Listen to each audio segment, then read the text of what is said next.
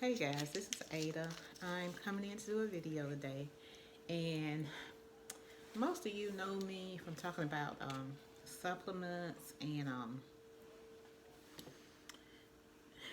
natural remedies, but today I'm going to come in and talk about something different. I have a different subject that I would like to present. And first of all, I'm going to tell you a little bit about myself. My name is Ada, and um, I'm a therapist by trade.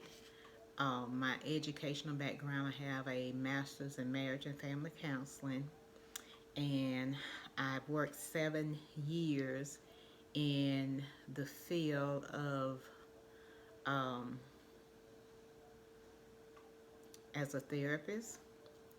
And part of that time, I worked as a family consultant, working with kids in foster care, or young people in foster care, because they weren't all kids. And I also worked a few years as a therapist. I was a moderate therapist, an intensive therapist, meaning that I worked with kids who needed a moderate level of care, and I worked with young people who needed an intensive level of care. And so I said all that to say this, the reason that I went into the field of counseling and therapy is because of my own traumatic background. Um, I grew up in an environment that didn't feel safe, and in not feeling safe, I always felt a certain amount of anxiety most of the time, most of my life, as a matter of fact. And so that's the topic I want to talk about today is felt safety. What does it feel like to feel safe? And when I say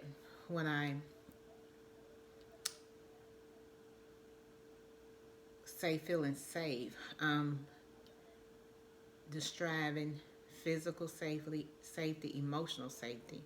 But a lot of times, many times, there, a lot of us are in physical danger. A lot of times, there's an emotional danger that threatens our existence or our peace or our feelings of well-being.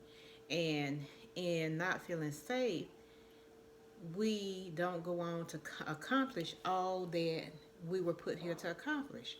If you're a Christian, you would say, I want to do all that God has put me here to accomplish.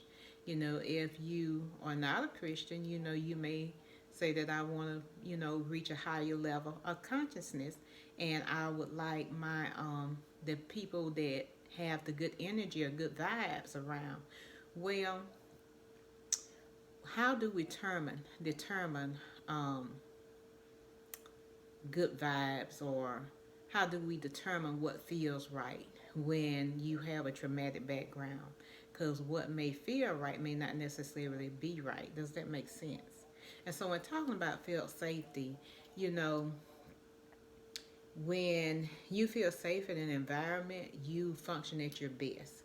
A lot of time the relationships that we tend to avoid are either described as toxic or narcissistic, or other terms that we use in modern psychology to describe people that make us feel unsafe. But what I want to talk about, where does all that start, and how do we manage to get either in relationships where we feel unsafe, or we connect to people who it may not really be apparent that they're unsafe people, but for whatever reason, there's something in us that draws us to these people that make us feel unsafe. Well, that's what I want to talk about. Okay, when I grew up in a parent where alcohol was abused. My parents were very hard-working people. In fact, they worked hard during the week, but then on the weekend, it was party time. And many times when the drinking went on and when it was party time, that meant violence most of the time, because there was going to be some disagreement that led to violence. And a lot of time, my father was the target of the violence. Now, he was the target. Okay, now, automatically we kind of feel bad for the victim who's the target of the violence. But the sad part is, a lot of time the target may be someone who's passive aggressive or doing something that is not obvious to make the aggressor, I ain't gonna say make the aggressor, but to that would cause the aggressor to want to do harm. And if that person don't have, the aggressor don't have coping skills in knowing how to deal with a passive aggressive person, of course it will turn to violence. And so with my parents coming, right out of slavery, my mother was born in the 1920s. My father was born in the 1900s, early 1900s. And so their parents were just out of slavery. And so, with that being said, there weren't a lot of coping skills. There wasn't a lot of thought. You know, people did what they need to do to survive. So back to the environment. Okay, they were very hard working people. They worked hard during the week, but then on the weekend they drank hard. They drank, they partied, and if there was anything that wasn't said through the weekdays, then it was settled on the weekend when everybody had their drink and were more comfortable. And during the week, there was always this undercurrent of things that needed to be said but wasn't said. Everybody just went about their way to work or school, and things just weren't addressed. So when young people or children are put in that situation where they sense that there's an undercurrent but nobody's saying anything, they just kind of stay on edge because the environment is tense. There's a lot of anxiety. Nobody's really speaking, dealing with anything in a healthy manner. Everything's get dealt with on the weekend when the drinking starts. And so that makes a child think that something's inherently wrong with me, because they don't understand the bad energy or the vibes, or they don't understand, but they do know that something's just not quite right, and it's subconscious. And so their subconscious is picking up on all these things that doesn't feel right, and that lead them to be people who feel unsafe, and these unsafe kids become adults. And what happens when young people feel unsafe? Well, there is a guy, Abraham Maslow is his name, and he came up with Maslow's hierarchy of needs, and it talks about the needs that have to be met before we can achieve our highest level of being, or before we can go on to achieve great things. We have to have, as human beings, we have to feel physically safe. We have to have food, water, shelter, those basic needs met to feel safe about our environment. But then we also have those emotional needs to be met. We need to feel fully human, and we need to feel respected. We need to feel that we belong, and that we're wanted, and that we're accepted, because we were created for a connection. And if those connections are broken, or they're not healthy connections, then that leave young people feeling not right. So when they grow up in a home where there's a lot of tension, or there's undercurrents, or there's violence, they don't have that felt safety. They don't feel that felt safety that we all need to feel to reach our highest level of being. And so, with that being said, I'm going to pull up this hierarchy of needs, and I'm going to discuss that a little bit. And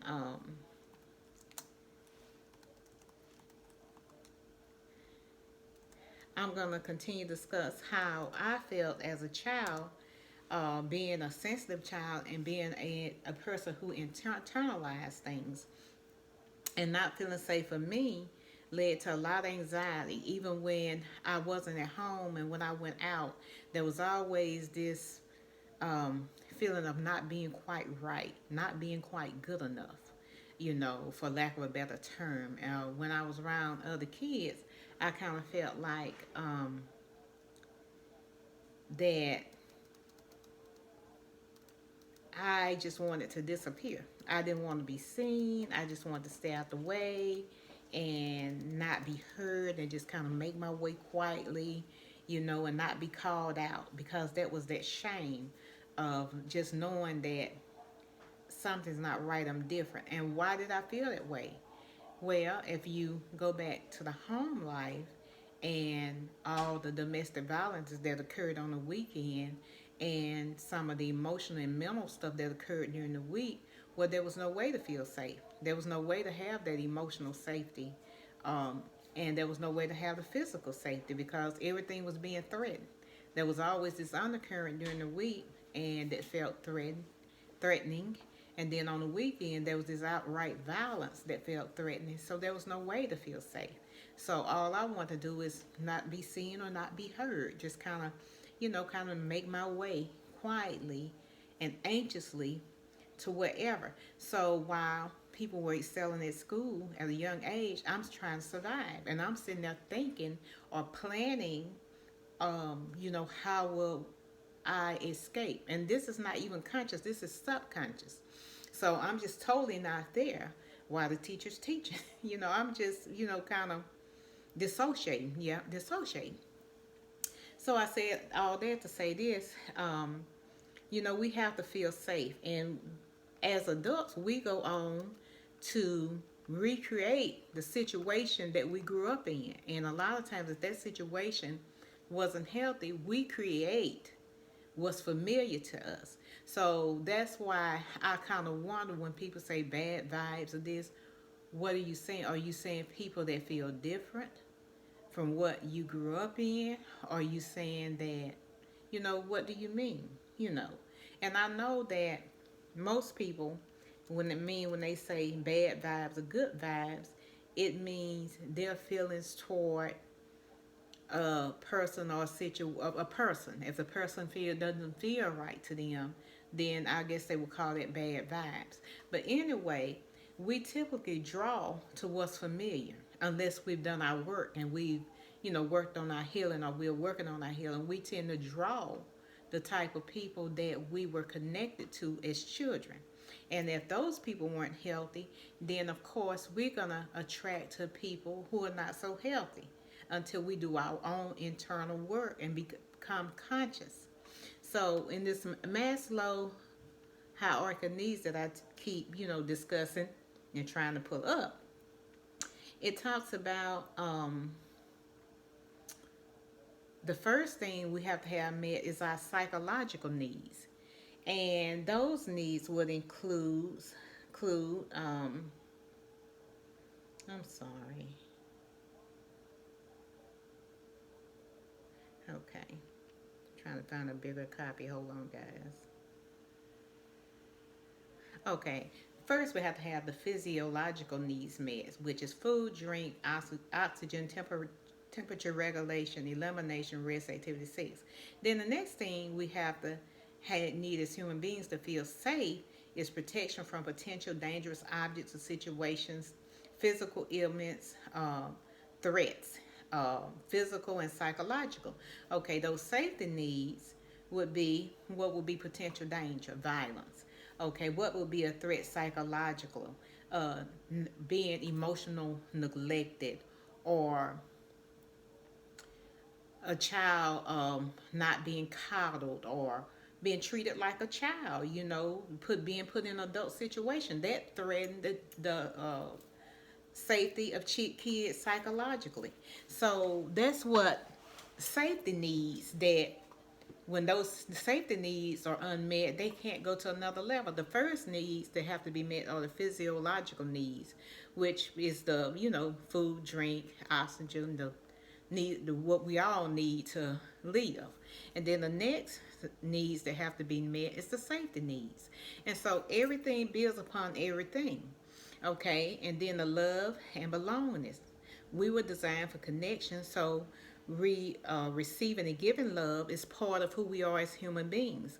Affection, trust, and acceptance.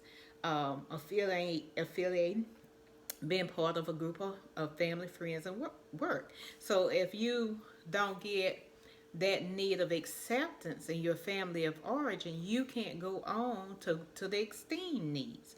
And the esteem needs is self-esteem, respect for others, respect for yourself, and the sense of competence. I'm a competent adult. But first, those lower level needs have to be met. And the next needs, once we get our esteem needs met, are cognitive needs. Knowledge and understanding, curiosity, exploration, need for meaning and predictability. Okay, we all have the need for knowledge, and we have to get understanding about different things in life. We seek to understand, because there are things that just don't make sense, and so we seek to understand. But if your environment as a child told you that your feelings were invalid, then as an adult you may be a person that may not seek to understand, because you don't feel like you're valid as a human being. Your feelings have not been validated. You haven't been validated. Okay, exploration. This is all on the cognitive needs. Feeling safe to go out and explore the world, and feeling like the world is a fairly safe place, not in a imbalanced way, but in a balanced way, feeling, generally safe. And I'm not talking about distorted stuff, but feeling generally safe. Well, if you were a child who didn't grow up feeling safe, or grew up where there was domestic violence, of course you wouldn't feel that the world is a safe place. You would feel that the world is threatening, and you would kind of narrow your perspective. You would not be so apt to explore, because you don't feel safe. You weren't made to feel safe. So this stuff follows us into adulthood, unless we do the work and get the therapy we need, if we were one of those people who grew up in an environment of not feeling safe. Okay? Aesthetics need. We all have the need to have a nice environment. Most of us want a nice environment. We like beauty, we like art, we like nature. But unless those lower level needs are met, we don't even see the beauty in anything. We can't envision anything beautiful or creating something beautiful, because those lower level needs weren't met. So that's why people a lot of times will get stuck in survival. And I like to call it a poverty mindset, because we can't see anything outside of what our minds have adapted to. So the highest level of being is self-actualization, and this realizing your full potential, becoming everything one is capable of becoming. And so that is at the top of Maslow's pyramids. We first, I'm going to start over, guys, and I hope I'm not rambling, because I can't ramble now. We have to get those physiological needs met. That's the basics. When we come into the world, we need food, water, shelter. We need to use the bathroom. We need to rest. We need activity. At that age, we don't need sex, because that come later. Okay. As we grow older, after the physiological needs, we need to feel safe. And we need to feel safe about our environment. We need to feel that we're safe psychologically, that the people who've been entrusted to us is not going to exploit us, abuse us, or what have you. Those are the safety needs. They need to be met before we can go to love and belongingness. So when we get those safety needs met, we can go on to receive love and give love. We can be affectionate. We can be trusting. We can develop family. We can develop friends. We can be a team as a family. We can go to work and have friends there. But if we don't feel safe, we can't develop friendships properly. Healthy friendships is what I'm saying. We can have friends, but we don't have healthy relationships if those safety needs wasn't met. Then after love and belongingness, we know we're loved. We know we belong somewhere in the world. We're not just floating around. We know we belong somewhere. There's the esteem needs. Okay, so when these needs are met, we respect ourselves, we respect others, we feel that we are competent, and we can move on to get the cognitive needs met, which is knowledge and understanding. Once those needs are met, and we can explore all of that and feel good about it, and we have some type of predictability, certain things we can predict in our life because we have developed certain rituals that make us feel safe. And sometimes these rituals may be look like safe self-care. We may have an exercise routine. We may have, uh, some type of structure that will make our life predictable. And that's because we have had those esteem needs met. Okay. After the cognitive needs, we can go on and explore beauty, nature. We can create balance and order in our life, and feel pretty good about life in general. And after that, we can actually reach our self-actualization needs, where we go on to become to our full potential and become everything that we're capable of becoming.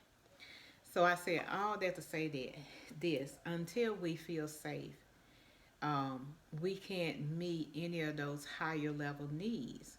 And a lot of times when you look at people and they have all this talent and all they seem to have it going on, but people with lesser talents are achieving and doing things that they're not doing. It's because of that felt safety. It's something that has made them feel unsafe or feel unworthy. And no amount of, you know, propping them up or trying to build them up is going to make them feel safe enough to feel like they are worthy of accomplishing things. That comes from inside, and that comes from doing the work, you know. That comes from doing the work because it's not anything external that's making them feel unsafe at this point. I hope. Well, we don't know because they could be in a situation, but at this point, that's where therapy would come in at, or that's where maybe some life coaching therapy, a good support group would come in at for the person who's stuck in those lower level needs or the lower part of the brain where they're just in survival. So, guys, I will be doing a part two to this felt safety video. And if this video has been helpful to you, please like, share, and subscribe. And I will be coming back in talking about supplements and all that type of stuff later. I pray I didn't ramble, but I had so much I wanted to say, and it just can't be said in this short video. So thank you. Tune in again, and we'll go from there.